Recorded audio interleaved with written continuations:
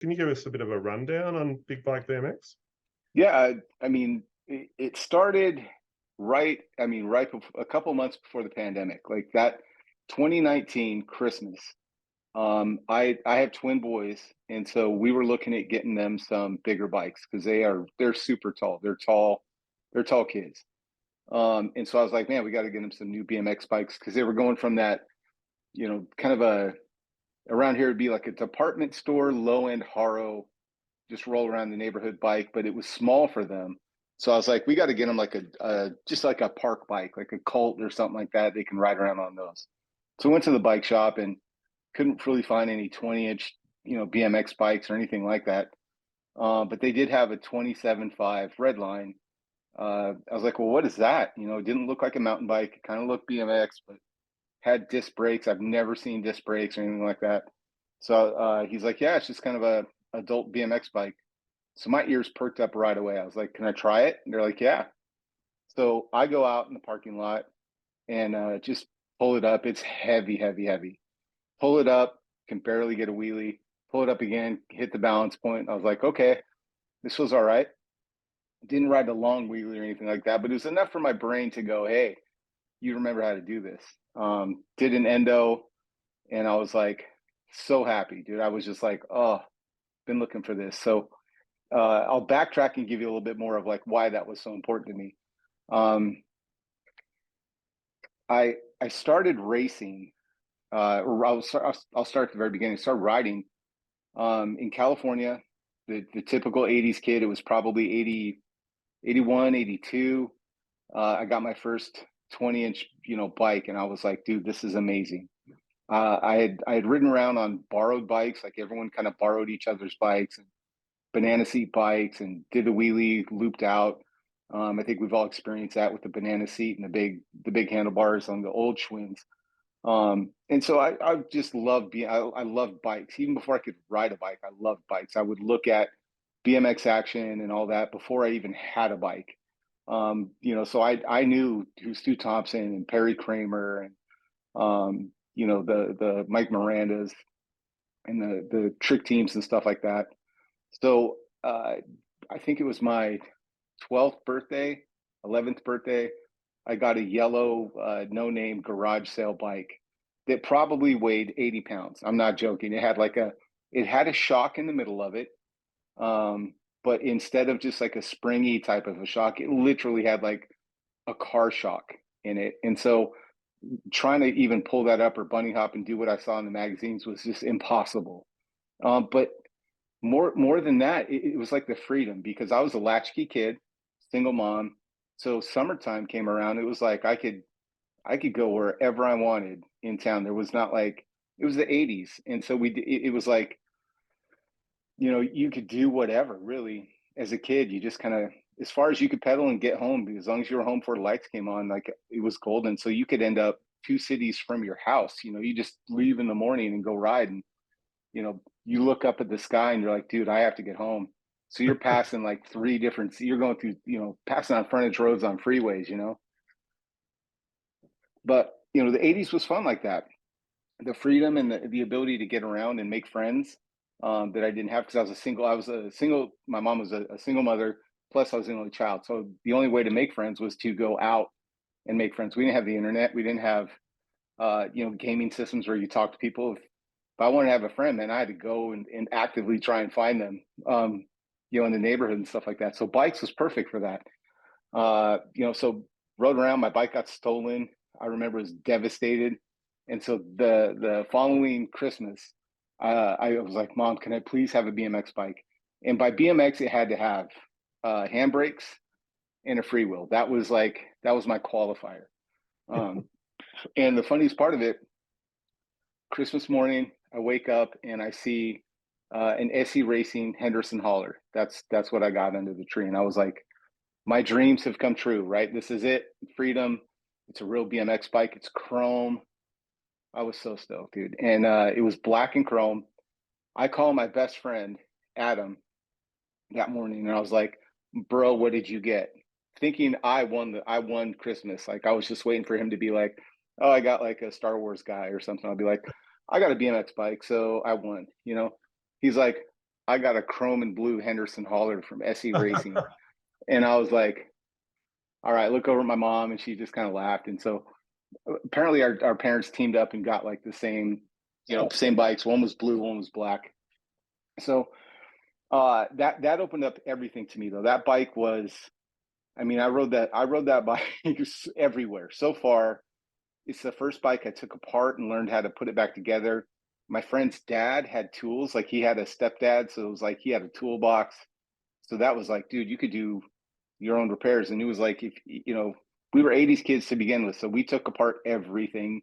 Like if you left a TV unattended, you were just like the angel and the devil on your shoulders, like, you should take TV apart, see what's in there. No way, your mom's gonna kill you. She won't know. All right, let's do it. You were just, that was us, man. Took apart everything in the 80s. So took apart our bikes, learned how to grease cage bearings and stuff like that. Dude, it was a blast. Loved that bike. And then that's when I saw like RL and Buff and Mike Buff, RL, Bob Harrow, Rich Segura, like doing like flatland. But I mean, it wasn't even called flatland at the time. It was just freestyle. It was like something else you could do on a bike. Because for me, we were poor. So like going to a BMX race, that required a lot of things in motion. Like a Friday night was when we raced in Stockton Fairgrounds BMX in Stockton, California. That was the closest track. So getting my mom to get stoked to drive me Friday night after working all week, somehow figuring how to get my bike into our Datsun, get to the fairgrounds, pay whatever it cost to race, convince her that I needed the member, because you had to get the membership too to the ABA back then. So dude, there was a lot of things that I had to sell my mom on after getting the bike. So that wasn't always going to happen. And then there was a guy that ran a track closer to my house. It was an unsanctioned track. And so that basically meant he just had a field where he made some jumps. And I think he bought used trophies from like Goodwill and gave those away because you didn't really, the trophy never had a top on it or anything like that. And you showed up, it was $5. And if like someone got hurt, you just took you out to the street and we're like, he fell down. And all these kids were like, I saw it. He fell down right here on the street, not in this lot. So my first race, there was loosely like age ranges because it was whoever could show up. So if you had 8 kids, it was like, there was no novice. It was just king of the street kind of a thing. So we ended up taking off and going off and doing that. And this kid jumped and landed on my head. I remember I had a borrowed helmet. This kid landed on my head. I just crashed. So I'm feeling that pain. Then the tire hit me. I was like, I hate BMX. This is not a fun sport. This is not for me. Freestyle though, somehow I could hit the floor, flip over my bike, land all contorted. And I'm like, I love this. This is the best thing that's ever happened. So talking about splintered BMX, for me, it splintered right there at like 82, 81, 82 when I saw, freestyle for the first time, king of the skate parks, stuff like that. But the flat tricks, we could do that in the neighborhood. You could jump curbs, you could do flatland. You didn't have to have a BMX track for that. So that's where I really kind of found my passion in BMX was way back then. So did flatland more competitively, joined the AFA, started doing that. And I got sponsored by my local bike shop. And then I had sponsorship from MCS at the time. They made a freestyle bike. And so that was like my first like big sponsor. But it was cool. It was great. It's a great experience. But like I did trade shows, stuff for them, and then got injured. I dislocated my knee trying this trick. And after that, dude, they just like stopped calling, and I don't blame them. They're like, the freestyle program was kind of their like hobby kind of a program. So it wasn't like their main focus or anything like that. So it wasn't a great experience. Didn't feel really appreciated or anything like that. But it was a cool experience to say you had backing from somebody. And then after that, dude, it was just kind of a freestyle took a turn and the competitions were just kind of about fun. And then the competitions died out. I went to college, figured, man, this is it, got to move on, focus on life. Ended up, starting a family, getting married, but I would still every now and then have these freestyle dreams, I would call them. Like I would wake up stoked and I'm like, man, I could feel myself doing a wall ride. I can feel the sensation of it. Maybe, for you would be, if you didn't ride for, let's say, a couple years, and then you have a dream where you're just manually in a rhythm section and it's just perfect. And you're like, I remember that. And so I had these dreams all the time. I was like, man, I want to ride again. I really do want to ride. And then I bought a 20-inch bike like everybody does. And I'm like, oh, this is small compared to the size of my body now and the way that my body reacts and things like that. So tried a 24, a Sunday Model C, because that was a little bit more BMX geometry than a cruiser, for what I was doing, because I wanted to do flatland, right? So, couldn't really figure that out. It was like kind of a weird size. It wasn't big, but it wasn't small. And so I gave up until that Christmas. We found the 27.5. Ended up calling a bike shop. They had a big ripper, and I was like, dude, I'll take it sight unseen. Never ridden it. Never rode a 29 before. But I was like, I know I want a BMX bike. Like, I'm not going to flatland. I'm not going to do stupid stuff on it. I'm just going to ride around the neighborhood with my kids. But I'm not like a mountain bike guy. I don't want to wear spandex and any of that stuff, or be like the angry dentist, road cyclist guy. So I didn't really fit in on the bike world until I found big BMX bikes, like a adult size BMX. So bought that. Couldn't pick it up for a couple of weeks because I work in tech, and so we had a lot of stuff going on in the gear. So it was like, so it was the weirdest bike buying experience. I bought it on Instagram. I seen it on Instagram. Called the bike shop. Gave them my credit card over the phone. It was so sketchy. Gave my credit card over the phone, and they're like, "Yeah, man, got you." But I was like, they're BMXers. Like, they knew when I asked them about things, I could tell like the person I was talking to was not a mountain bike they were a BMXer. Like, they got it. Because I was like, I used to ride BMX. Is this gonna feel? And he's like, dude, it kind of feels like a standard lengthy, with a longer back end. And I was like, bro, you're speaking my language. Like, right on, let's go. So that's how I ended up buying that bike. And then I got home and tried a wheelie, and after about 20 minutes, I could wheelie down like my little cul-de-sac. My kids are like, that's the coolest thing I've ever seen. And I was like, you guys, this is the coolest thing I've ever felt. Like, this is crazy. I've been dying to do these, like, just ride bikes and have fun on bikes the way I want to have fun on bikes, the way that I used to have fun on bikes. And that's what the big 29 BMX bikes, the big bikes, are. So my podcast started. I made a video in front of my house, just like, I didn't have any followers. I was just like me and my iPhone and my big ripper. And I'm like, bros, if you used to freestyle, you have to know about these bikes. You don't have to ride mountain bikes. You don't have to ride, beach cruisers. You don't have to ride street, cycling bikes.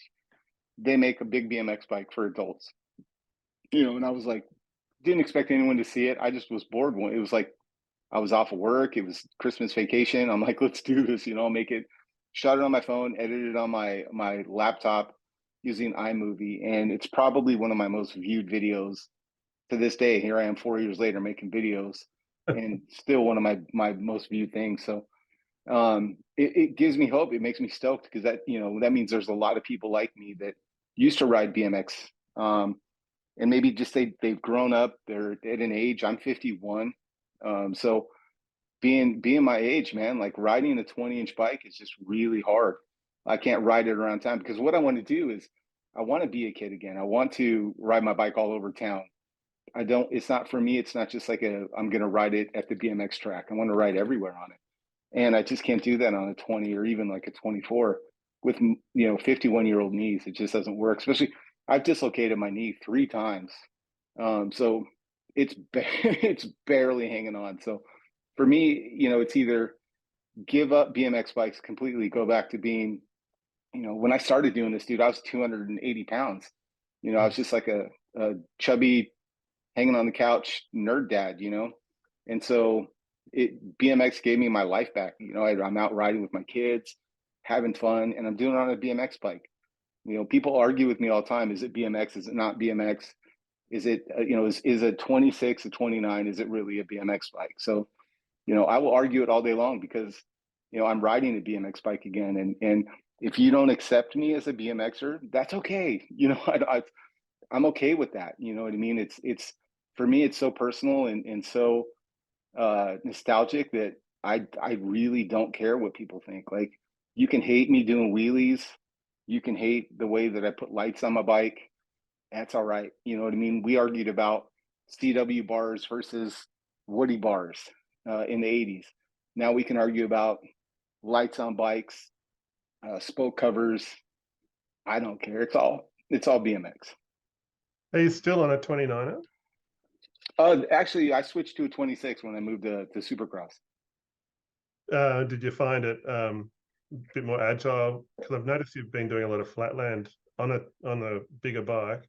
Was it more agile to do that on 26?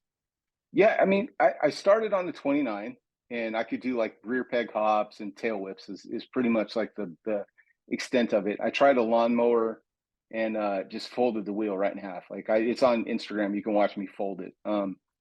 So the bigger bikes, they work well for flatland if you're just doing basic hoppy type tricks. But when I was on SE, I rode a 29 big flyer and then a PK Ripper that was 27.5. And I told I up until that point, I was like, this is the greatest size I've ever felt. This is perfect. This is perfect for me. I'm 5'11". And then when I left SE, Bill was just like, hey, you know, you're an 80s guy. I would love to kick you down one of our bikes. I wasn't on the Supercross team. He was just like, I want you to see what our bikes are like, dude. I think you're going to dig them. And so he had sent me a chromoly SX250, and I put it together with some parts that I had just sitting around. And I went for a bike ride with it. You know, didn't film it, didn't do anything, just went for a bike ride. And literally rode like the longest wheelie I've ever ridden down a canal path by my house. And I was like, how is this possible? It's a 26. It's too small because in our big bike world, 29s are like the premium. Like that's what people look at. They're like, but do you have it in a 29? You know, everyone wants that 29. And I'll shout from the rooftops all day now that 26 is far superior to a 29 because it's more agile. You get all of the benefits. You get all of the benefits of riding a big BMX bike. It feels, it doesn't hurt my knees. I ride my seat that high. It doesn't scold my knees or anything like that. But it's still whippy enough and agile enough to where, you know, if I get in a tight curve, I don't feel like I'm just holding on to a boat. Which is a 29 to me feels like a big kind of a boat. I can't jump around the way that I would like to on a 29 the way you can on a 26. It doesn't compare. If I'm doing if I know I'm going to a city where, hey, we're doing a 30-mile bike ride, I'll take my 29 because I will, you know, I know I'm not going to be off doing carves, you know, and jumping curbs or anything like that. It's a big pack of people. I'm just going to ride around 2 wheelies. 29's perfect for that. If you just want to ride, have a comfortable frame. Specifically, if you're coming back to BMX, if you've ridden BMX bikes as kids, the 29 on the Supercross is absolutely different than anything I've ever experienced because Bill shortened up the rear triangle to where that wheel is so slammed. It's incredible. Then he runs his bottom bracket about an inch lower than just about everybody else. So the bottom bracket, your legs are now spread out from your where you're actually sitting, and then he tightened up the head tube angle, so it's a 71.5 on both of these, the 26 and the 29. Which I mean, the bikes I rode were 72 back in the 80s, so it's so close to that with the short rear end, the lower bottom bracket, and the steeper head tube. Dude, the bike feels completely different, and it's easy to ride. It's not uncomfortable. I don't feel like I'm stretched out like I'm riding a beach cruiser or a Tron bike or anything like that.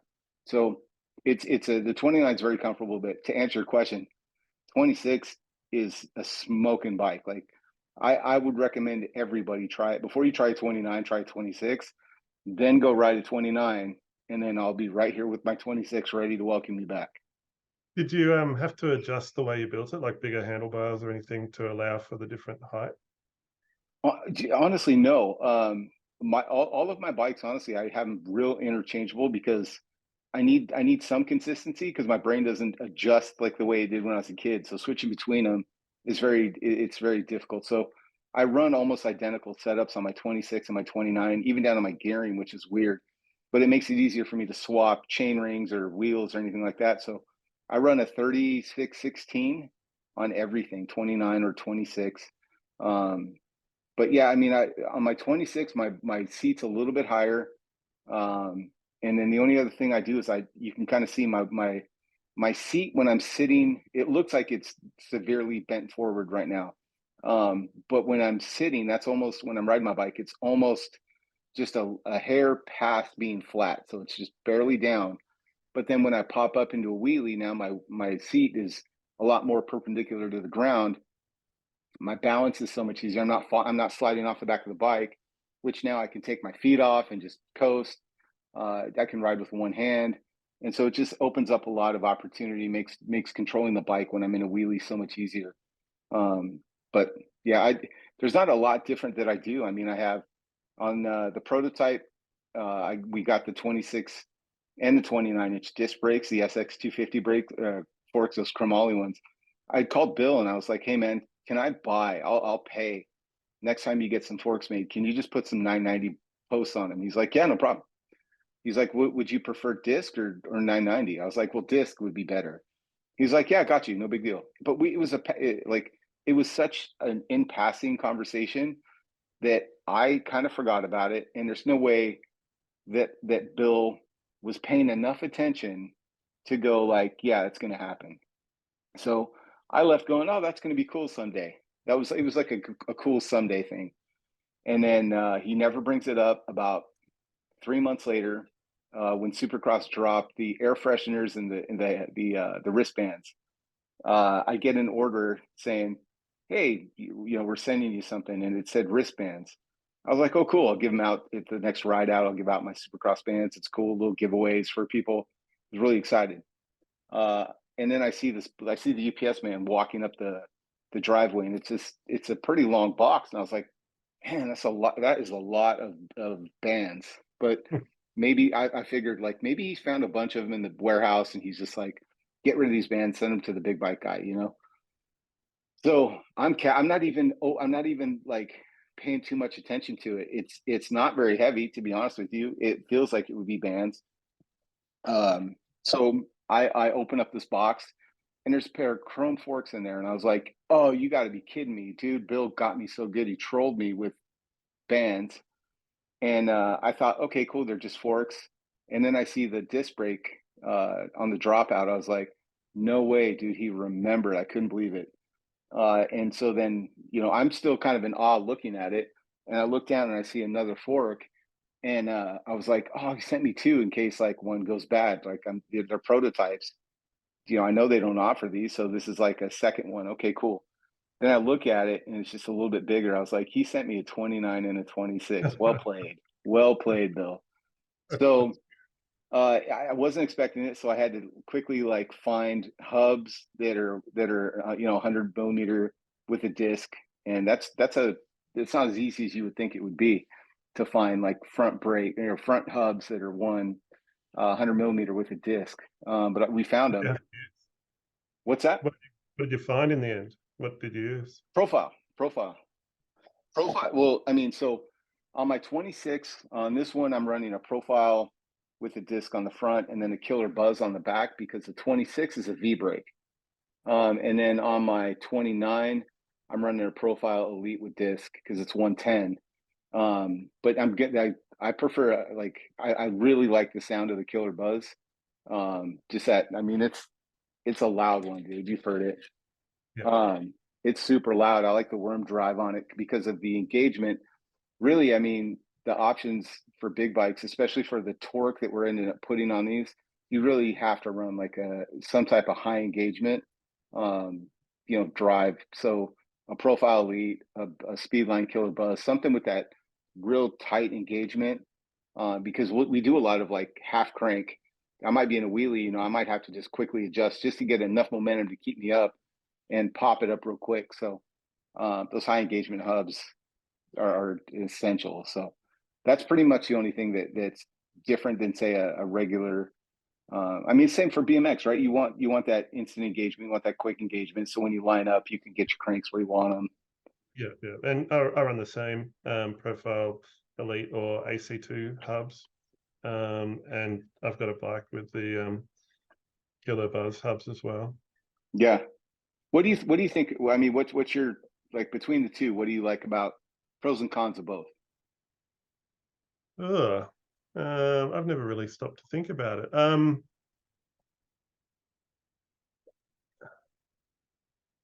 I don't know. The thing that comes to mind is they're both highly reliable. They both engage quickly. The only real difference that comes to mind immediately is you get more color options with the profile. Yeah. But that's all. There's not a big amount of difference. I Yeah. think the Buzz actually engages more than the Elite Hub. I think. I think the Elite's a little bit louder. I think it does come a little bit more blingy options, which is big for Big BMX because, I mean, people want to customize. It's the scene is very much like, it's very 80s again, where people want to, match and, have all the same color, purple anodized, the same color. And I mean, there's guys that are out there engraving their handlebars, just making these crazy, like, chrome and rose gold. Um, it's wild to see how people's imaginations go, and they're like, what they just, like, we talked about verticals, right? What, like, for me, for, what fills your love cup is going to be very different than what fills my BMX love cup, right? For me, I like that feeling of being in control of my bike, being able to do, like, tail whips, flatland tricks, but then still ride wheelies and float and do tricks doing that. I just, there's something about being in that balance point of a BMX style bike, that makes me so happy. Now, I've got a million friends that don't do that, and they're like, that's just not, that doesn't fill my joy. It doesn't bring me a lot of joy to even consider that. But hunting for parts that are this color and match this, and building a completely customized bike from, they'll buy a frame and fork raw and just go and plate it and engrave it and do all this stuff to it. It's wild, man. And it makes them so happy, and they go and they do shows and show off their bikes.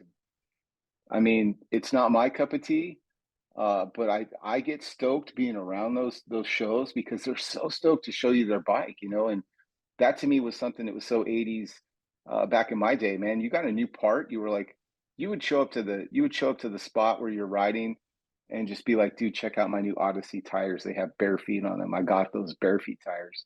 And every day you'd go to the bike shop, you'd ride to the bike shop just to see, knowing damn well they got nothing new. Like, there's nothing new to get, but you went just in case. You were like, maybe there's a new sticker, that came in today. But that's what we did, man. And so it's the same thing, like, whatever you decide to do on your big bike, I'm here for it, man. I'm not gonna salt on your game. I'm not gonna tell you it's not the right way to do it.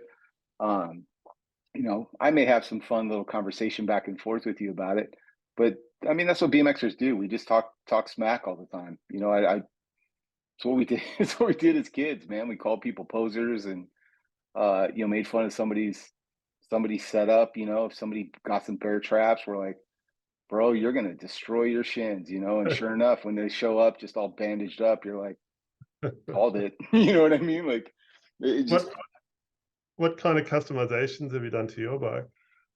let's see, on mine. Well, this one, I literally just built this one yesterday. It's the brand new one.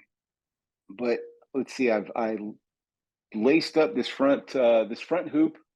Was pretty fun. That was one that I learned. And I literally just bought some teal spokes, because I'm blind as a bat. And so having, like, a bright colored spoke, I was like, okay, cool. And I just had these purple the purple hoops already. So I was like, yeah, I'll just lace that up. Watched a bunch of videos on YouTube and figured out how to do that. So is it super custom? No, but am I proud of it? I am, because I made it. You know Yeah. what I mean? So it's a bit of that. Some of the random stuff, like, my let's see if I can bring this closer this way. If I move, let me move the camera a little bit. Yeah. So, one thing that I would not recommend anybody do unless you're, you just a glutton for punishment. Um, I want to run. I like I said, I do flatland. So my front brake goes through my stem bolt because the Supercross bolt is, you know, the compression, the preload bolt is hollow. So when I build my bikes, I have to build it, get it all the way done, get everything ready to go, and then I have to put it back on the stand to do the front brake because I have to tighten the headset, get all the preload, get it all straight, get the handlebars and everything tight where I want it. Because then I can't touch the front of the bike at all. I can't tighten my headset anymore. I can't do any of that because now I've got the cable going through it. So that's the only reason I don't tell people do it, because boy, if your headset comes loose, um, you're in for an hour of like weeding out the front brake. But it basically just goes down the middle, and then there's the brake cable attachment on the fork. But because I'm running it through the hollow part of the fork, I had to get like a really old clip from like a 70s cycling like road bike, like a cable holder to then screw in right here at the other side at the curve of the fork where it bows, to pull the brake cable out of the way so it doesn't rub on the tire. Is it a bit odd having disc brake front and V brake rear, trying to match brake levers so that they actually feel similar? That is a great question. And then to make it even weirder, like my 29-inch Supercross AMX 250 has a disc in the front, the back. This one has a disc in the front and V brakes in the back. So, what I've been doing, there's probably about a 20-minute readjusting period when you're using a disc on the rear for wheelies, because I'm just feathering. And so trying to get the right feather is a lot harder for me on a hydraulic or a disc. I prefer cable disc because I can feel a little bit more of the modulation, and it's just easier to work on. Like I don't know anything about putting oil in hydraulic lines, or I'm like, if I can build my bike with like a multi-tool, then I'm cool. Like that's what I'm looking for, that level of like easy. Because as much as I love all the extra, goodies and tech and all that stuff, I mean, I'm riding 20, 25, 30 miles out in the middle of the heat, and if I break down, I can't just be there. I have to quickly be able to fix what's broken or get to somewhere where there's shade or air conditioning or something. So I try and keep it as simple as possible. So even on my disc brake, I run cable disc, for ease of use and swapping out parts and stuff like that. But it's not too bad. Like with flatland, it's really nice because you want your brake to just lock, and so having that on the front that's why I told him, like, if we can get disc, that's perfect, because anytime I've tried doing any type of like endo or any type of front brake on a bigger bike, a 26, using like those 990 plates from like the boomerang plates from Diacomp. I've even seen some 26s with like the 990 posts, but the brake, you just can't get enough pull on that brake to stop that big of a wheel. It's not going to give you the braking that you need to trust to like hop on your front wheel. So that's why that disc brake comes in handy. Bill had asked me when we were doing the prototypes. He's like, okay, I'm getting ready to do this order. What do you think about like the brakes? And I was like, on the 29, a disc brake would make sense because that wheel is bigger and harder to stop. So, put a disc brake on there if you can. He's like, okay. He's like, on both. And I was like, well, the 26, a V brake is fine. That, I mean, me weighing 250 pounds, like I can lock up a disc brake and trust it, or a V brake on a 26. So I was like, 26 is fine the way it is, honestly. So that's why you end up seeing like the 26, these have V brakes, and the 29 has disc. It's all because of, I don't want my friends looping out. I want to see more dads riding wheelies and going for it. And I don't want to see them falling down. So that's why I went with the 26. As far as V brakes go versus disc brakes, you get a lot more color options with V brakes too. So you kind of get to bling the bike out that little bit more, don't you? Yeah, I mean, the only thing I ever saw on disc that was like, I mean, like kind of blingy was like Hope. Oh And yeah. and I'm not, I mean, I'm not trying to go and spend, $200 on some brakes, just to make them prettier. Like I don't care what you think about my bike's color enough to spend $200 on anything, just to get a color. You know what I mean? So, but if that feels like, again, if that's your jam, I know people that do it. That'll spare no cost when they're building a bike, because this is their Harley Davidson, this is their Corvette, this is their midlife crisis. And I mean that not in a, I know people like can say midlife crisis and think that's like a bad thing, but like, I mean, all a midlife crisis is going like, hey, this is that moment when you realize like, okay, I live my life thinking, if I get this and I attain this, happiness is going to come at some point in this timeline. When you're a kid, you think, when I achieve the Ferrari, the Lambo, the house, the wife, the 3 kids, there's some point when you're like, that's when I'm happy. And then you get to some point and you're like, wait a minute, this is all just this is just a line, like a big lie that marketing has told me. What really matters is memory, and like how much fun you're having in the moment, all of that stuff. Like you start realizing like, this is it. We've peaked. So then all of a sudden people are like, okay, once you do that, whatever purchase, that Lambo, that Corvette, that whatever's going to make you happy, and that doesn't work, that's that moment where I'm like, welcome to BMX. You used to love it when you were 14, you're going to love it now. And so, that's kind of like the big draw. So I want all my friends riding big BMX bikes. I think that the pennies dropped with me. As much as racing is different to big bike stuff, I might do, some sprints so I get faster on the track, and you might do more wheelies so you can pull them longer. It is exactly the same kind of mentality of creating memories with your friends, and just the banter of hanging crap on each other because they got the wrong colored brake caliper or something, or just saying stuff silly, and just creating these memories and these lifelong bonds with people. It's the Right. one thing that's common is BMX, and regardless of size of wheel or what niche you might be involved in. I tell people this all the time. Look, I may argue with you on some forum about, is 26-inch BMX really BMX? And you're over here like, it's not chrome, it's not made in USA, it's steel is real. I mean, we can talk all day long, and I'll go round for round, like I'm in it.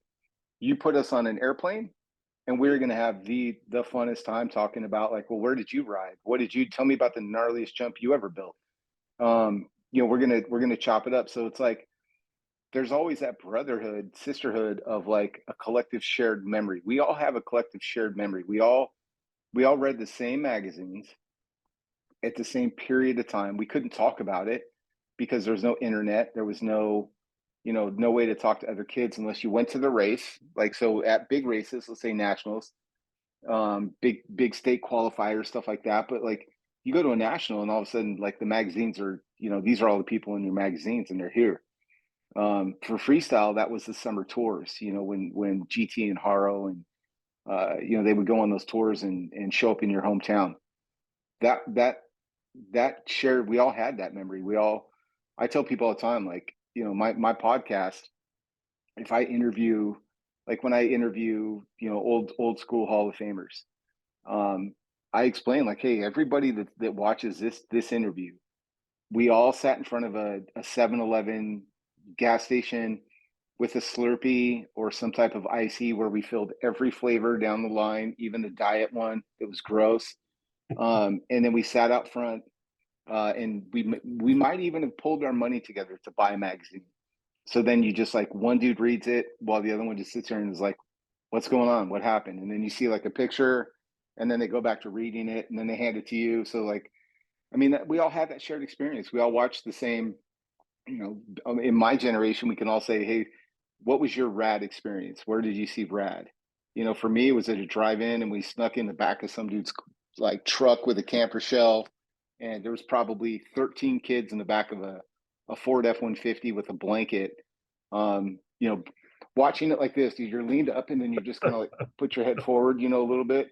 And then like your neck would cramp. So you're like, okay, is it a bike scene? Oh, it's ass sliding. Okay, put your head back down so you could rest.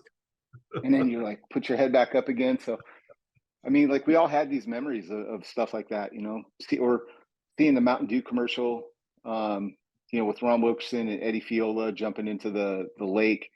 You know, we all saw that stuff. It's just one of those things, man, I think it tied our generation together. Like I don't think any other generation maybe did, because it's, you know, my kids, I look at the way that they're growing up, and it's so easy for them to share collectively if they're into, like my daughter's into Bluey, and it's just a cartoon that's really funny. But you know, she meets. Does Bluey in the US have Australian accent still? They do, yeah, Okay, yeah. just checking. My daughter's the same. She's an R9. She's a big Bluey fan. I think there's some new episodes coming out next month, and she's pretty excited about that.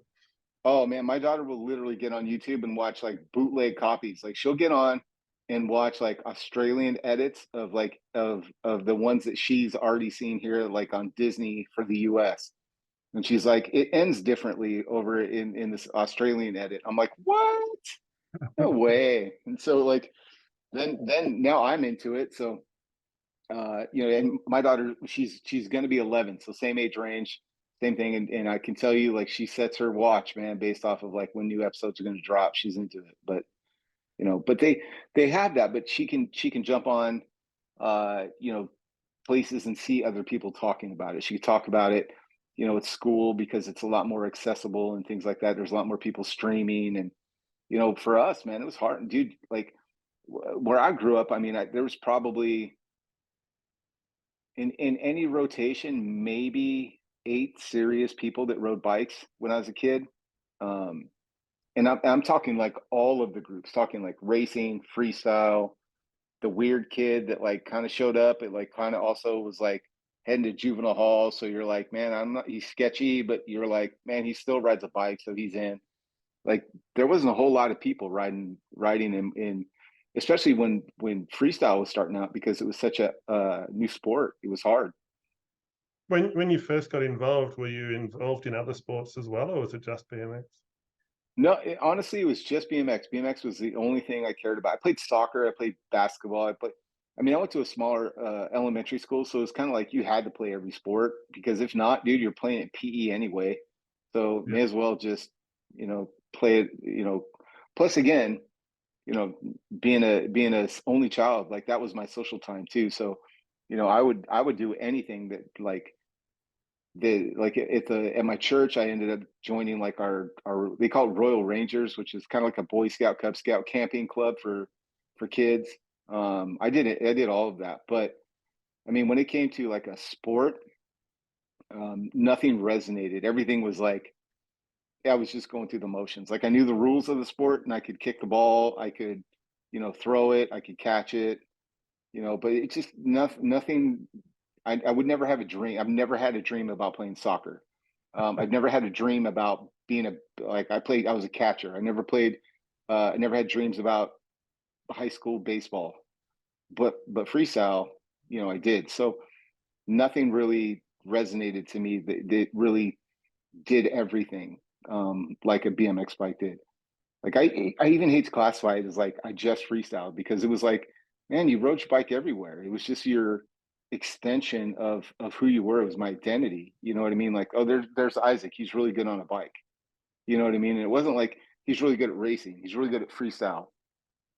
He's really good at a bike. You know what I mean? And they're being generous. I mean, I didn't fall as much as like other kids. That's it. I think really what it is, if it's like you're pretty good on a bike, it was like, you know, I'll send it. You know, I have a feeling like I'll probably like get away with that okay without dying. So it was just like who was the most fearless and, you know, would go for it. And you know, bikes, the way that my brain understands the physics of riding a bicycle, it clicked. And I think, you know, people that do high jump or swim, like they get in that same zone that we get into when we're pedaling. I mean, it's the reason that I love BMX now in my 50s. I mean, I can have a rough week, a rough day, a rough Zoom call at work, and I can do something as petty as go to the mailbox and ride my bike to the mailbox. And for that, you know, 5 minute there and back, It's enough of my brain not being able to focus on whatever's stressing me out or whatever had me frustrated, because I can't, my brain can only focus on pedaling, going forward, and balancing a wheelie. And there's not enough room for everything else. So it gives me like a break of just like, oh, okay, now I can go back. And it's, that's what it is for me, man. It's that brain break, that bit of joy. It's just something I can always come back to and go, all right, this is a real world. After the pandemic, man, when we all got locked in our houses and you couldn't be around people and pretending that like FaceTime was as good as hanging out in the in the front yard with your friends. Um, I just came to the things that I value are way different now. It's like that I value that 10-minute, that 10-minute break where I get to go ride my bike way more than I value monetary things or stuff like that. So, you know, I can completely relate. It's the same with me. I'm lucky enough to have a BMX track in the backyard here where I just go out for half an hour and do some jumps, clear the head, come back inside, and everything's all reset and I'm ready to go again. It's pretty good for anger management. I don't know if I could have lasted, because I think Melbourne was one of the most locked down cities during the pandemic, and yeah, I don't think I would have survived it without having some kind of release. yeah, I mean, we all had to do something. The bike boom of the pandemic was due to the fact that I think there's a lot of us that people, you go back when you're like, you get to that point where you're like, everything is stripped away. What do you want to do when you can just be by yourself? I want to ride bikes, man. So it was good for that we learned like, hey, you know, BMX misses you as much as you miss BMX. I wanted to get back to talking about the AMX and your thoughts on alloy versus chromoly, because you've got that one. You said you only built it up yesterday, but you had the prototype built up for a bit, didn't you? Yeah. Um, how do you feel about the difference in ride between the alloy and the chromoly? It's a good question. I would say on my so because I've ridden both the SX 250 and the AMX 250. They're both 26s. Geometry super similar. Um, the chromoly, I love the flexy springiness of it. It's a lot more forgiving to my wrists and stuff like that. Like I'm always balancing how light can I get my bike, um, but still maintain strength and stiffness, because I don't abuse my bike the way that, let's say, a BMXer would, going over jumps and the torque they're putting off of that gate. But I do put the bike in really weird angles and pull and stretch. And so I've noticed that the AMX, I prefer to do flatland on the aluminum bike, because it's just a lot less flexy. So if I'm starting to go down, I can quickly, like if I do a tail whip where I kick the back end of the bike around, I catch it with my foot. My momentum I have to kind of lean forward because my momentum wants me to keep carrying backwards, right? So I can quickly take that inertia and spin and do like a 180 out, kick my crank and get away on the aluminum bike. On the chromoly bike, if I when I'm starting to lean backwards, if I start to pull, there's just a slight delay in that springiness to where it'll whip me back around, and it's just a lot less controlled. It's not that it's less predictable; it's just less controlled. So I like the feel and the responsiveness of aluminum. Um, I didn't think it would hold up to flatland, to be honest with you, because I've only ridden chromoly flatland bikes. So when I was doing it on the SX 250, I was like, of course it feels like this. Um, but then I can tell you, I learned tricks faster and pull them more often on the AMX 250. So I'm gonna say, if you made me choose one, I would go with aluminum. And to be honest, like this bike with this color, like I'll be real frank, dude. I bought this bike. Like I have, when I saw the spy picture, at first I told Bill, like, I'm good with whatever. If you want to send me a bike, whatever is cool, whatever color, I don't care. And then I saw the picture of this coming off of like the paint line. And I was like, scratch that. I want that bike. But I'm not going to ask Bill, hey, this is a limited frame. There's only 35 of them. Yeah. There's not very many colors available, each one of these in these colors, because there's only 35. I'm not going to be that dude that says, hey, can I have one of the blue ones? You know what I mean? Like that just, I didn't want to be that guy. So I was literally like, I'm going to buy this. Um, and so I waited until like I saw Bill comment on another post that he said, hey, these are going to go live on Leap Day, February 29th. So I was like, I'm buying it the minute it goes live. So I get up 9 a.m. I'm an hour ahead of California as far as like our time. So 9 o'clock, I'm like, it's not there. Okay, it's on the website. So I literally, after every meeting, before I jumped in the next one, refreshed, and then I ended up buying it. Excuse me, sight unseen. Because to me, this looks awfully teal. It looks awfully turquoisey aqua. Yeah, yeah. On the website, it says flat blue. Oh, And I was like, oh, okay. Well, I don't have a preference when it comes to red, black, polished, or sky blue. Just I don't have a preference. I'm like, whatever. In the yellow, I was like, yellow's dope. My very first bike was spray painted yellow, the one with the spring. So I was like, I also think it's bad luck now because that bike got stolen. But I was like, hey, I'm going to change my mind. I'm 51 now. I can probably change that superstition that yellow bikes get stolen. So I was telling Bill, man, I'm buying the yellow because he also said it was 90s yellow, and I was like, oh, that's cool because like my shine is the yellow, the high vis yellow. My RS7 is the high vis. So I was like, I wouldn't mind a high vis 20-inch, like my 20-inch style BMX bike, right?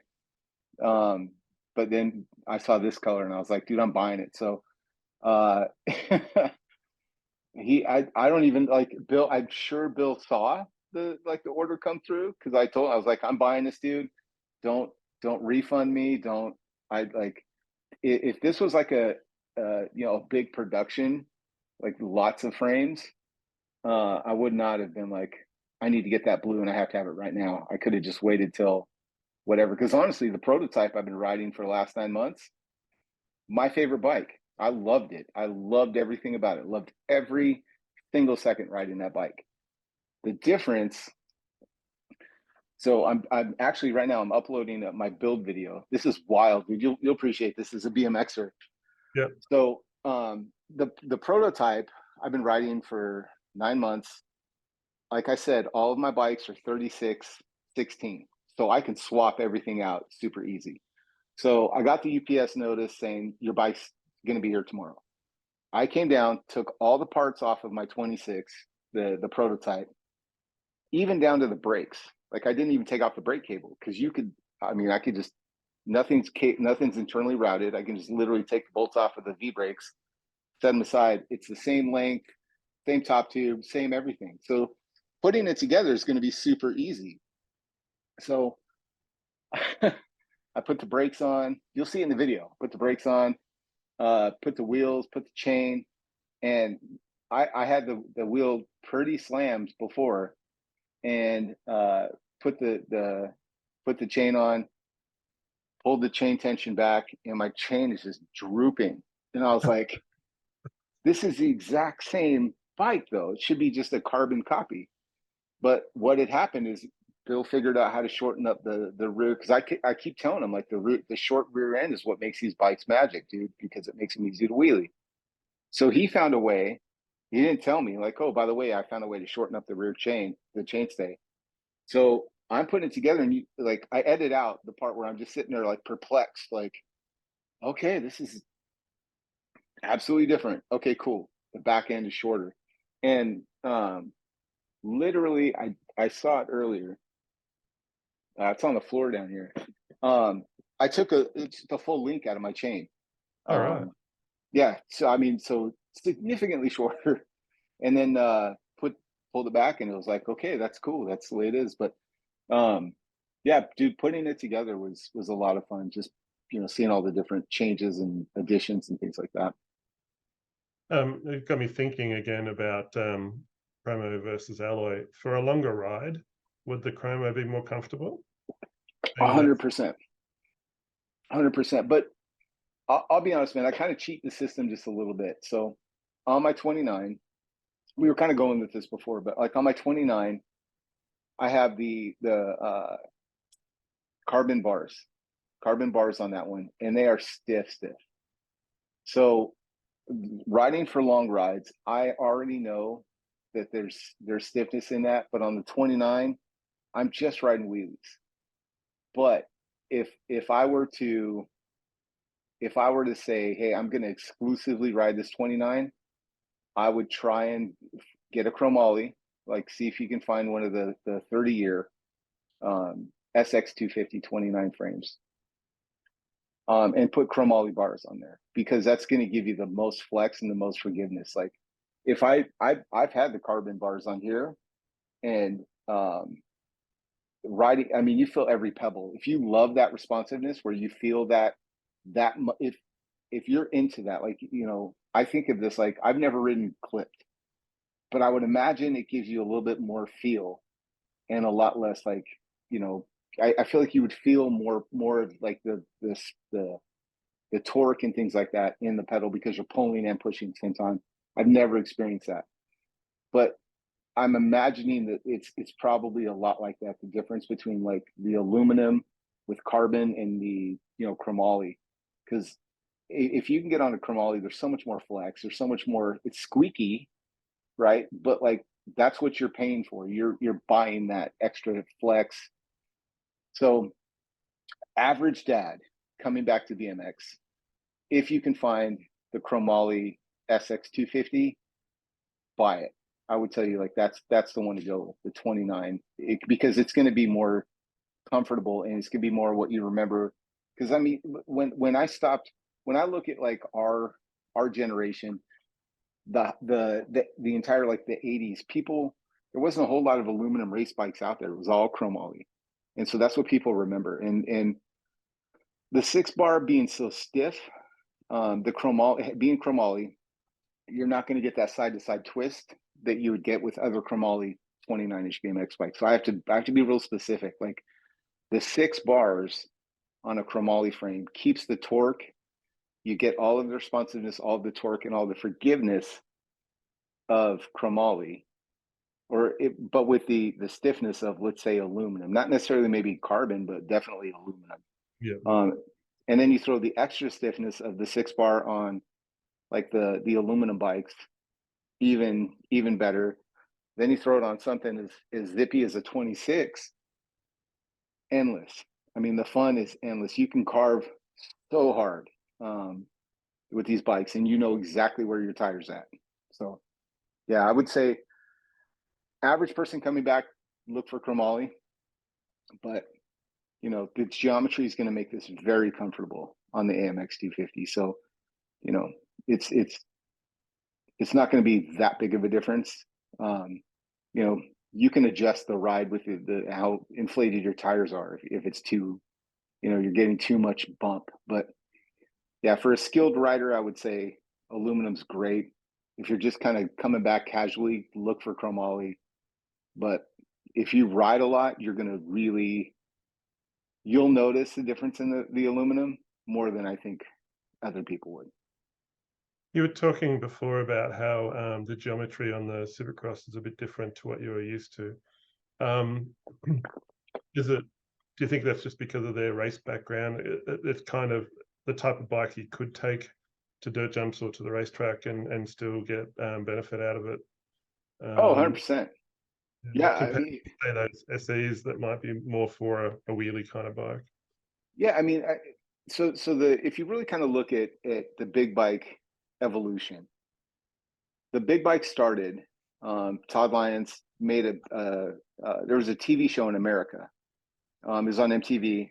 Rob and Big, and so they needed a big ripper for Big because he's a huge guy. And so they were like, "Can you just make a couple 29-inch PK rippers for us to film this bit?" And they did, and they stickered them up, and the show was a success. People hit up Todd like, "Hey, can we make more of these?" Well, Todd has a racing background, So, he did his best to make, just upsize a BMX bike. Well, as more people got into it, realized what was going on, I think Bill was like, "Hey, I can do that." And the difference being, excuse me, I'm drinking Coca-Cola, and it's giving me a little burpee. So, um, but I think what it is just Bill understands us as riders. Most of the big bikes nowadays are just beach cruiser geometry, super long top tubes, 68, 69-degree head tubes. And if you haven't ridden a bike in a long time, you can come back to it and go, yeah, this feels very BMXy, because you have your handlebars that are BMXy bars, and the rest of the bike looks. But when you look at the sizing and the dimensions, you're like, it's hard to move. It's hard to move this bike around the way you want to. Bill, having consistently never stopped designing bikes since he was, he's a prodigy, dude. I feel like he was, like, the story starts when he was like 13, but dude, he had to have napkin drawings when he was like 8, 9, because he just thinks about that stuff a lot. And so I think his background being so nerdy about BMX geometry, and studying it, being like someone that just really is passionate about it, and understanding, like, looking at things like how much rake determines the way it feels, how much like racing has evolved, and then, well, what can I put from what we've learned the last couple of years, like, into these big bikes. So the things that he's doing with the lower bottom brackets, nobody's doing that. And it's wild. Like, the way that he can slam the rear wheel, like, this bike feels like, when I'm riding it, it feels like I'm sitting over the back tire, because I'm way back there, dude. So wheelies it's a cheat code. It really is. And that's all his brain going, like, well, I know how to do that. Where do you want to be? Well, I want to make it really easy to pull up, Bill. And I need it to be super agile. Like, I just send him videos. Like, he'll see videos of me just riding, and, like, okay, well, I can see the stress points of where, I'm going, like, left to right, riding a wheelie, and the different constraints of that. And I think he's like, well, I know how to fix that, because we had that was the result of when we tried to do that one thing. So he's always innovating. So it's easy to do that stuff. But I mean, the real magic on these bikes, the geometry is amazing, but it's like, he can shave so much weight because of the way that they do the tube forming, that, like, it's thicker where you're going to weld it, and thinner where you don't need it to be. And I'm just I'm dumb, dude. So I'd be like, if I was building this, I'd be like, well, I need the tube to be that tube, Yeah. everything the same size. And then wondering why my bike weighs, 60 pounds. Well, you don't have to have it strong there. He knows, he's seen so much R&D on his own designs that he can just easily make, like, a little tweak here and there. Magic, man. It's really kind of weird to see um, how much he can put into the geometry on these to make them feel like an 80s bike, um, and really kind of tap that nostalgia. Because, I mean, dude, do you have an SX250, a 26? No, I don't have a 26 at all, which is one of the reasons I wanted to talk to you. I wanted to check out the viability of having a slightly different build to what you've got there in the back end, but not too different, and seeing what it would be like to throw around on the jumps in the backyard. I'm 6'2", weigh probably about the same as you, only a couple of years older. And I've always considered, like, I race cruisers, which are 24-inch. Right. I've always considered, would there be any benefit of a 26? Might be a bit slower out of the gate, but it might be a bit more comfortable being a bigger guy. And more recently, I've started riding a 26-inch mountain bike just to get some road kilometers. And I'm really not a mountain biker. I'm not exactly going to go out and put Lycra on. So I'd probably be more comfortable riding around on one of these bikes.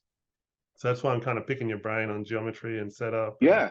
Here, let me show you real quick. Okay, so I've got profile elites, right? So 170. I'm like a 5'11. So you may want to go with a longer crank, but honestly, when you're sitting and you're just pedaling, the longer the crank, the higher your knee's going to have to go. So if you have good knees, cool.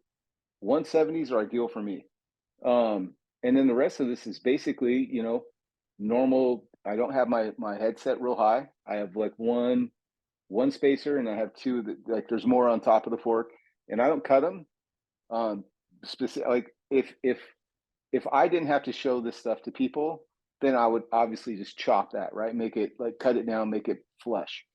But I want people to see, like, this is the stock height on your headset. So You are that's a what it's little going bit to be. limited. You are a little bit limited to cutting it, aren't you? Because of the way the integrated top cap fits in there. Yeah, I mean, I could cut it down. I could cut it down a little bit because it's not threaded all the way to the top. You can cut it down to that weld line or whatever. But yeah, I mean, it's not like I'm coming down on it hard. It's not like I'm going to get impaled on that.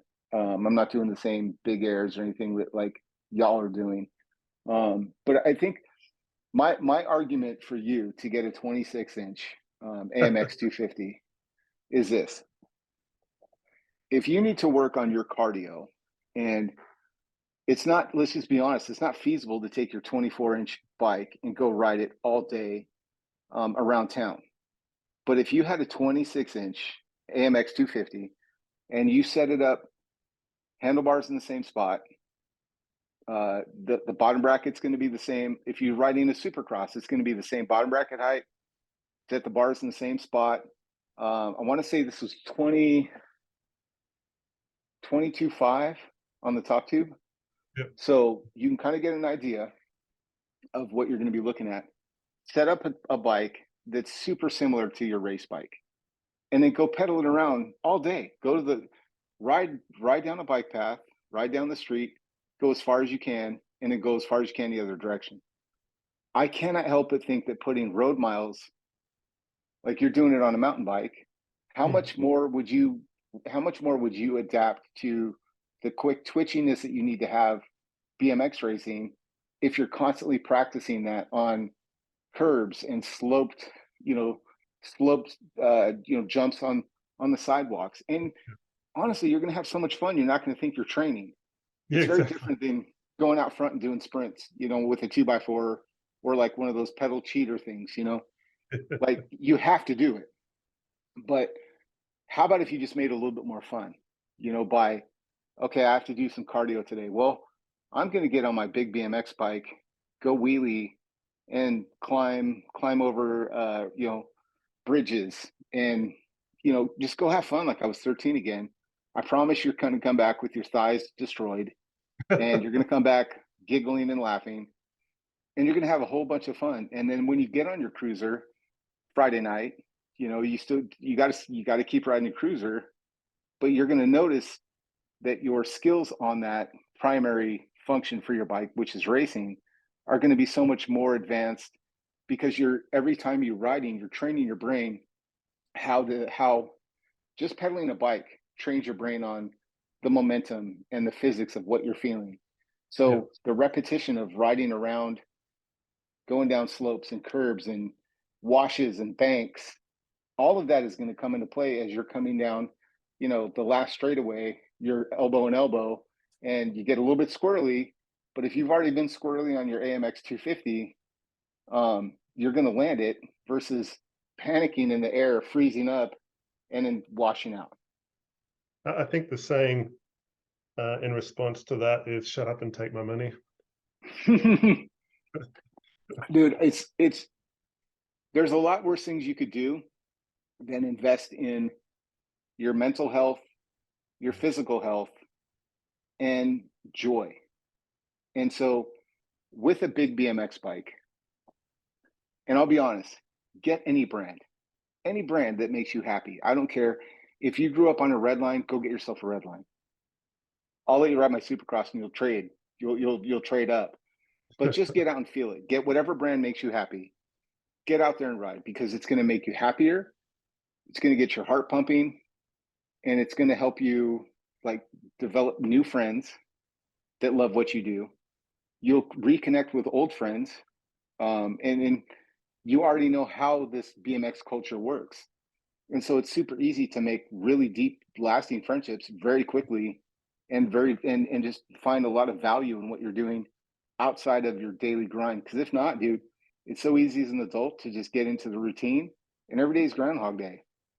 So where like for $399 US, you can pick up a frame and jump on a time machine and be 13 again while you go to the mailbox for 5 minutes if you need it. I'm just aware of the time. We've been talking for a while, and I've still got a whole bunch of questions to ask you that Yeah, ask away. Bill Ryan sent me. So let's hit those up. Otherwise, the Bill Ryan questions. yeah, yeah. Because I think there might be a couple of things dropped in here. I just got to find them that you may not be aware of because of things we've just discussed.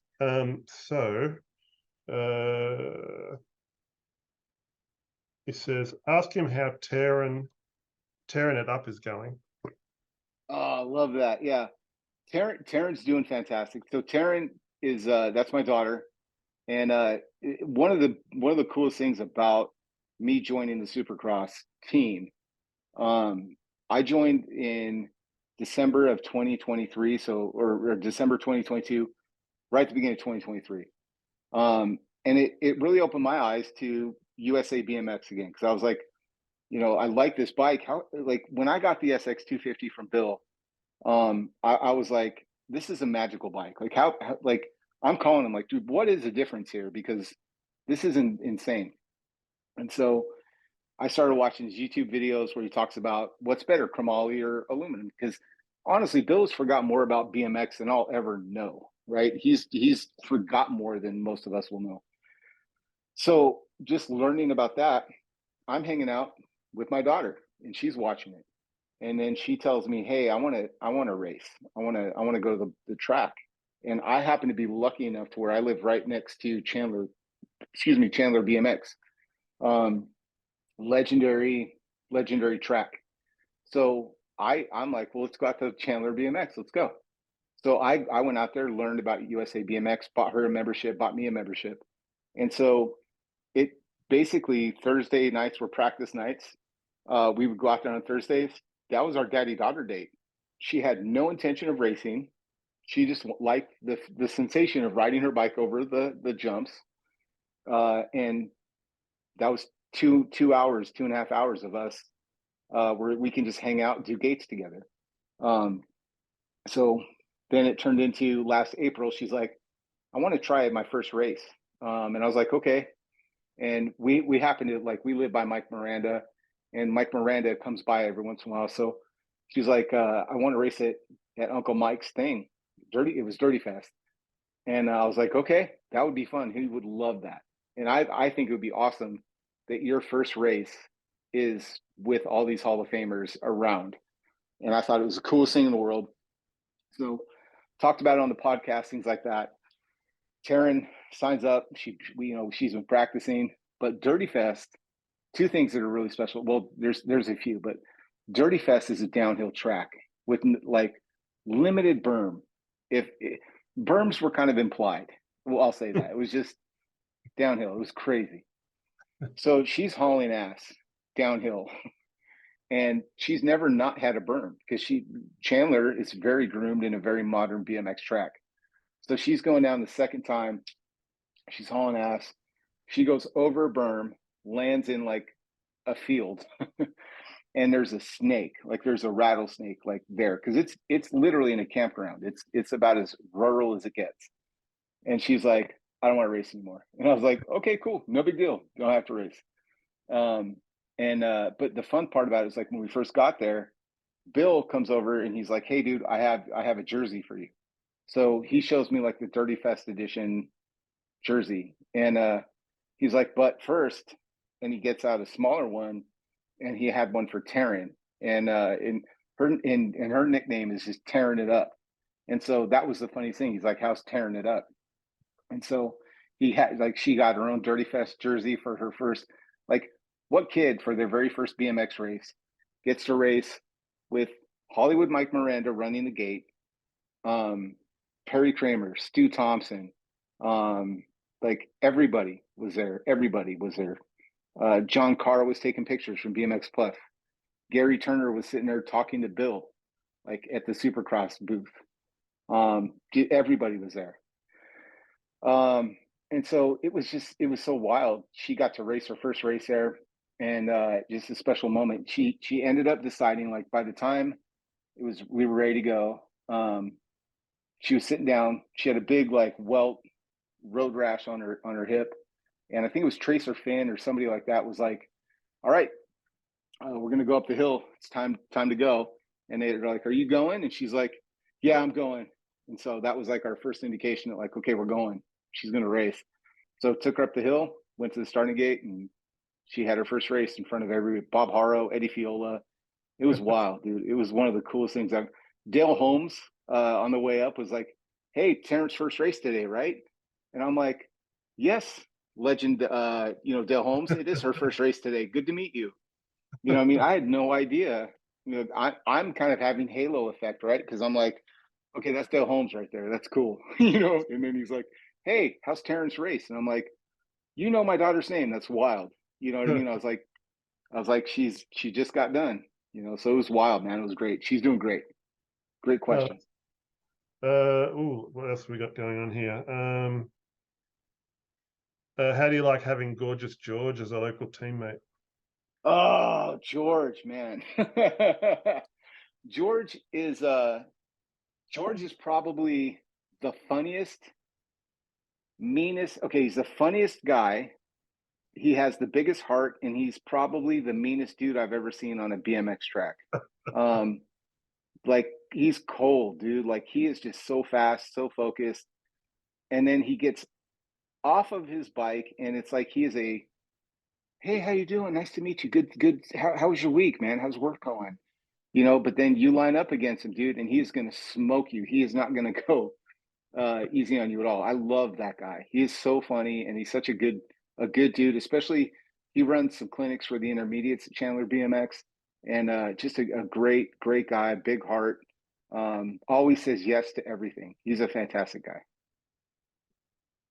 What else we got here? How miserable has it been having to work with a slave driver like Bill Ryan? Oh, Bill Ryan is so hard. Um, yeah, Bill's he's so cool because here's the thing about it. Like, he eats and sleeps and breathes BMX, but then he'll make time, and he's running his company, but then he'll make time to just talk about big bike geometry with me and answer questions about, "Hey, man, how come the head tube being steeper is so much better? Why am I feeling like this is different?" And he'll go into it. He'll talk about it. And, like, we were talking about the bottom bracket height, and I keep going on about bottom brackets because I was like, I had no idea that he thinks of things like, okay, well, here's the pocket, and the pocket needs to be this for you to maintain balance and inertia and feel right.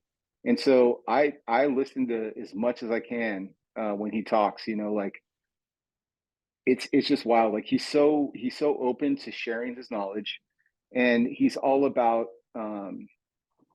inclusiveness is the way I would say it. Like, and it's Black Mountain BMX. Like, there was just the Winter Nationals, the 2024 Winter Nationals, a couple months ago, and I went over there.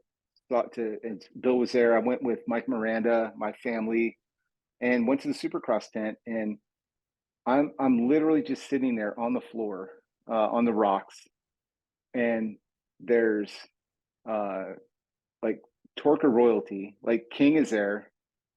Uh, Evan, the granddaughter or the grandson, I'm sorry, of Torker, Bill Ryan, Mike Miranda, Brian Blyther from the Haro Freestyle team randomly walks into the booth, sits down, and I'm just sitting there, like, in awe. I'm like, all right, so we're all hanging out.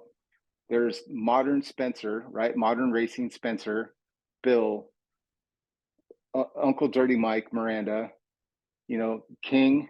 It just blows my mind, dude. Brian Blyther, and just the legacy and history. And I feel so out of place. Like, I don't belong here. But then Bill is just so welcoming. He's just like, "This is family, dude. This is what you do. You hang out. There's no difference between hanging out in our booth and hanging out in someone's backyard having a barbecue. You're all just sitting around talking about bikes, talking about long travel suspension, and fireworks. Who knows? It's just like, it's random, but it's amazing. Like Supercross is the one place where I really feel like you know, you're heard. You know what I mean? Like, where else? I mean, I've been sponsored before, and you know, I've asked like, it'd be cool to have some front brakes. You know, I bring it up in passing with Bill, and then get surprised. You know, 3 months later with some forks. You know what I mean? So he's always paying attention, and he's always making himself available. He said, ask him about his SX tattoos on his knees. Oh man.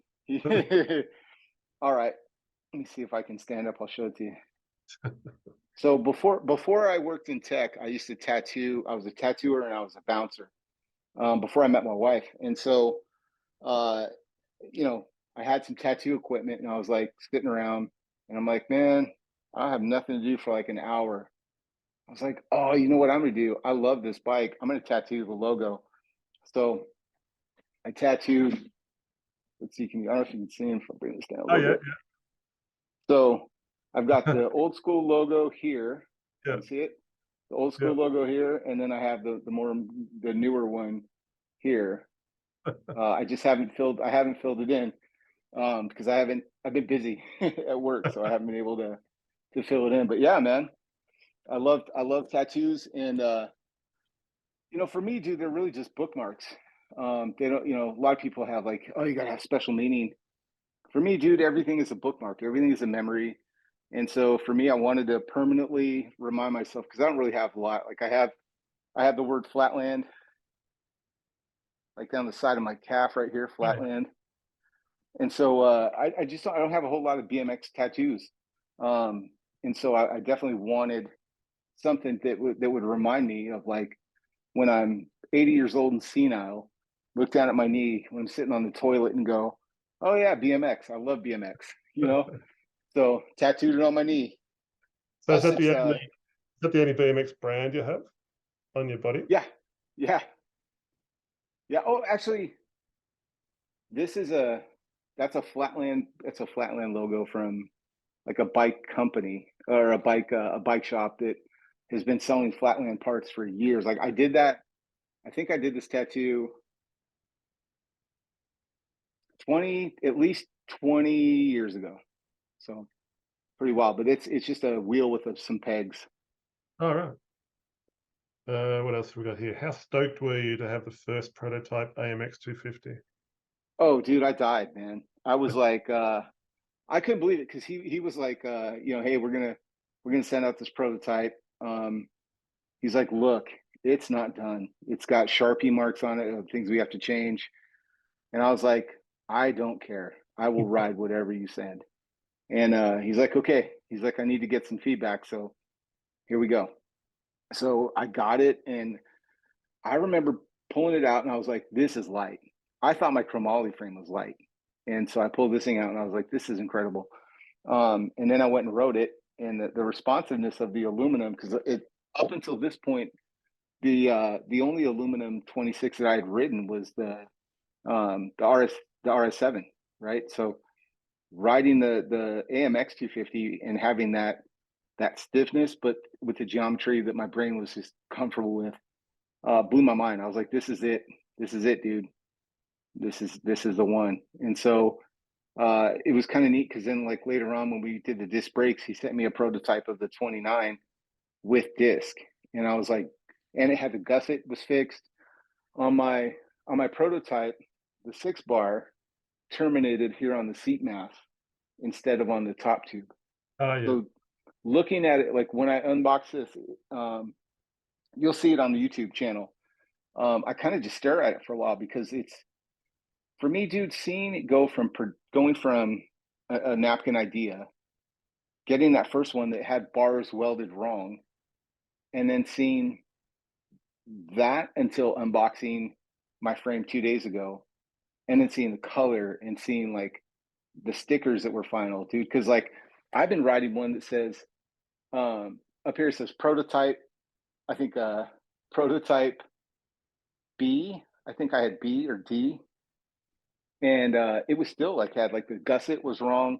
So I have Sharpie like arrow here. I have like a Sharpie block back here. I had arrows pointing up here with like hand drawn, like for pictures that he could send back and say, no, do this. This is how they need to be welded. And so there's so much pride in just pride, stoke, and just kind of awe that like what a journey it's been going from prototype, trying to do this craziest stuff, going, man, I don't know if it's going to hold up to that. And he's like, I have to know, like, we have to find out if it can hold up to that. So you have to, like, if you can do it, man. You know, I was like, because I'm like, hey, I don't want to offend Supercross fans by doing flatland on a Supercross. And feel, I don't want BMXers to feel like I'm just in spite of them or just throwing in their face, like, look at me do these wheelies and in flatland on these bikes that has such a deep heritage in BMX.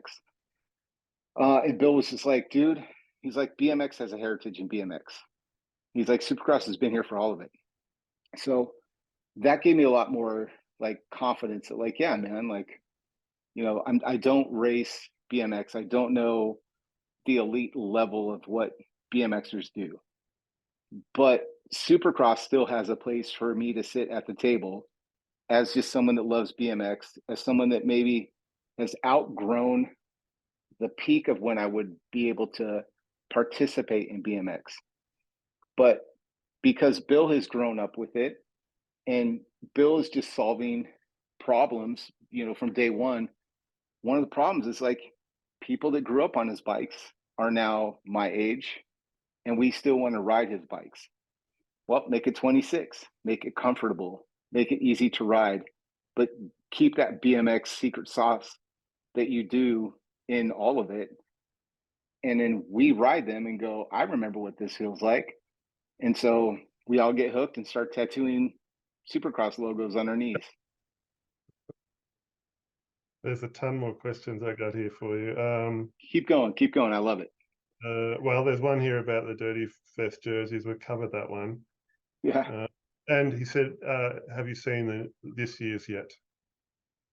I have not seen. I didn't even know we were getting a jersey this year for Dirty Fest, so I have not. That's one that he has. Have you seen it? No, I was lucky enough to get last year's, Yeah. one of the team ones actually, and Nice. I had no idea that he was doing them again. So that'll be Yeah, interesting. I have not seen this year's. Do you have any details about the 35-year anniversary to SX 250 that he'll be dropping soon? Do I have any detail about him? I've seen him, and I can tell you that they look beautiful. I will say that based off of like our conversation, I would say, you know, if you're looking for a Chromoly 29, stay tuned and stay very very close to that Supercross BMX website. But here's the thing, dude. I don't know what colors they're gonna do. I've seen a picture of them. What else can I tease? I might have seen the same picture. Was it chrome? It was chrome. Yep. Did you see was it V brake or non V brake? I think it was V brake. I can't remember. It was a 20-inch that I saw. Okay. I will tell you that if you are a fan of Chromoly and you want a 29-inch Chromoly BMX with a disc brake, you're going to be very happy with Supercross. That's the tease I will give you. What else have we got here? Are there really only going to be 35 pieces of the SX 250 and 20-inch, 26-inch, and 29 in Reynolds tubing and in chrome? Well, that answers some of our questions. Yeah. How do you feel about? Sorry. How does you?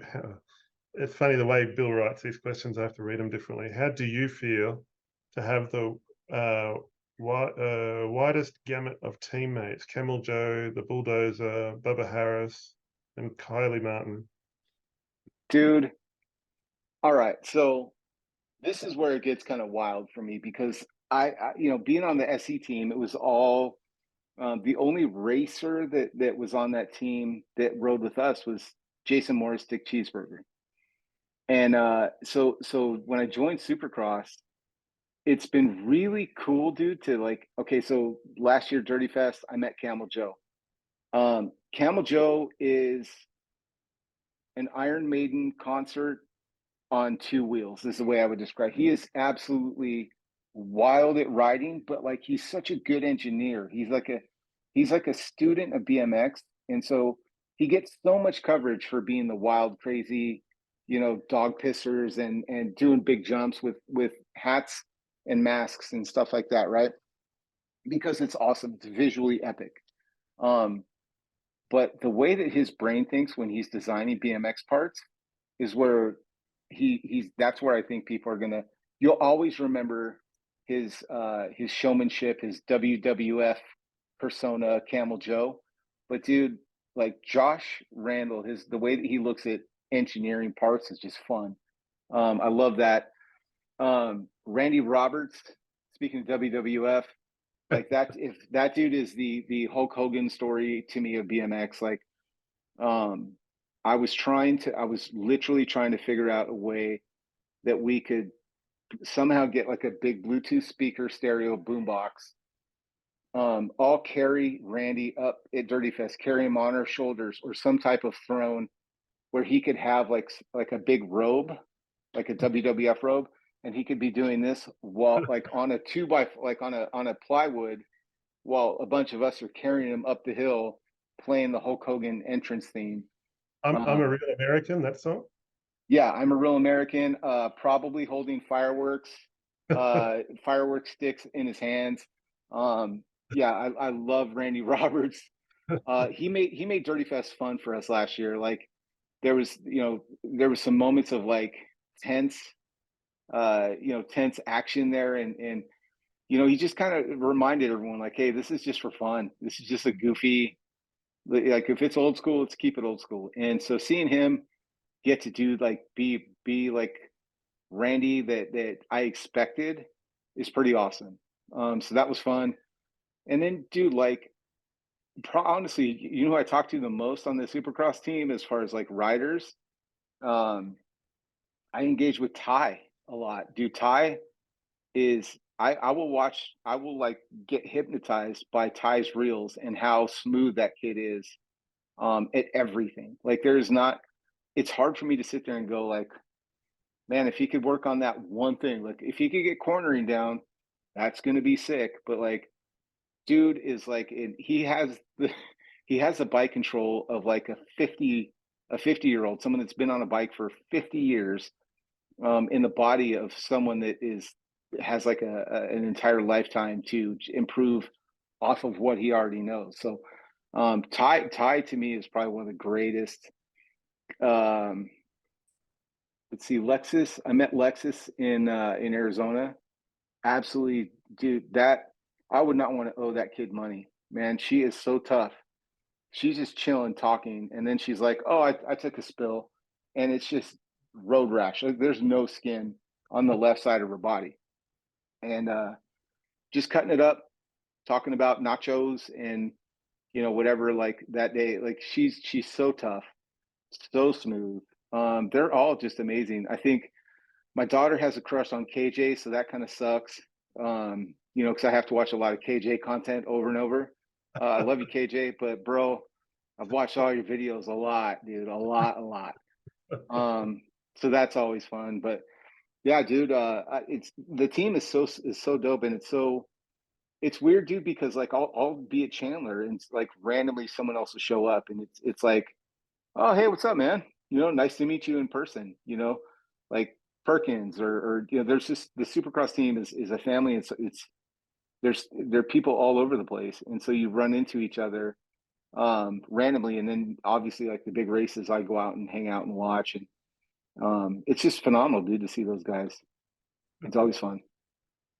We're not done yet. What else have we got here? A desert animal, a dirt mover, and a oh, this is a continuation on Camel Joe Bulldozer thing. He said a dirt animal, 4 times world champ, and a YouTube phenom.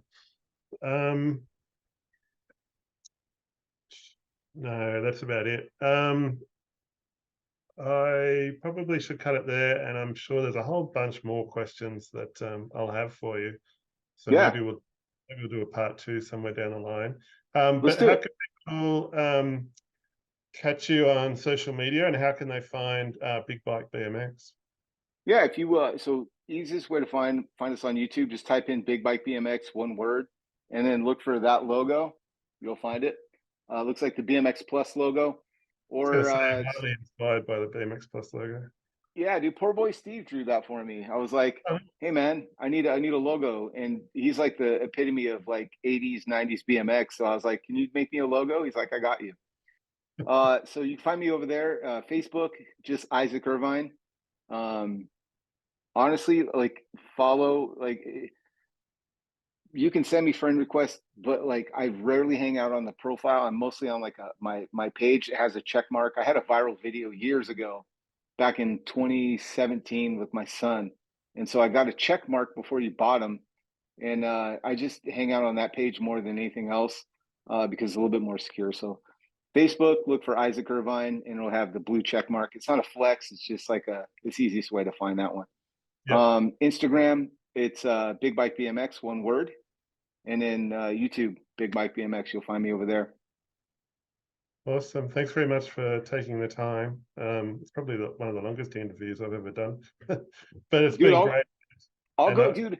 Here's the thing, man. I will talk BMX with anybody that loves BMX. Like I haven't even got to ask you questions. Like I want to find out all kinds of stuff. Like what's your here's what I'm gonna ask you when we sit down next. I want to know more about you. I want to know what's your favorite BMX that you've ever ridden? Like what's the one bike like when you really think like, man, I had the coolest memory and it was on this bike. I want to know that kind of stuff. all I right. want to know your favorite Sean Collins story. The dirtier the better. Like whatever is the most embarrassing story for him. I would love to hear that because I would say like I talked to that as far as teammates go, dude. I talked to that guy a lot, dude. I love that guy. Um, you know, and because my mom, she grew up in England and then moved and she lived in I gotta remember the name of it. Starts with a B. It's a B. Bonsai, or In Bondi. Australia here. Yeah, All right. Yeah, Bondi in Sydney. yeah, yeah. She lived in Sydney, and she said it was called Bondi. Yep.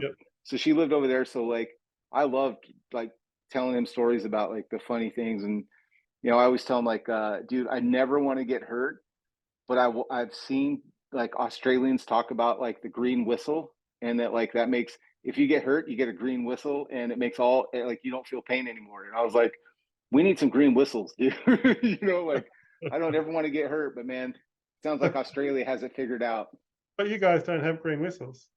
No, huh? No, dude, if Well, I fall and like my knee's twisted up backwards, like I have to just sit there in the emergency room with my knee backwards. Like they don't do anything for you. I've seen Sean on the green whistle a couple of times. Yeah, dude, I love that guy. He's funny, man. But bro, I appreciate you hanging out, man, and just let me share my BMX passion with you, dude. It's so much fun, and I love talking BMX with anybody, and someone like yourself that like gets it and grew up and we had the same experience. Like it's so fun for me because we didn't grow up on the same continent, but we have the same bookmarks in our lives. I Yeah. can tell you, someone like Mike Miranda, and you have a memory. I could tell you the movie Rad, and you have a memory. And I could tell you Profile Cranks, and you will have a memory of the first Profile Cranks you saw and coveted and wanted so bad.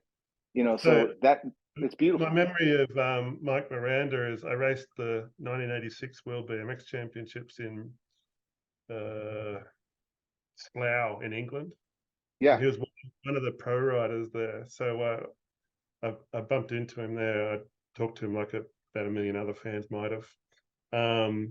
So yeah, I got a Mike Miranda memory, and yeah, you're right. It's weird. There's like millions of BMXers around the world that all just have these intertwining but parallel experiences.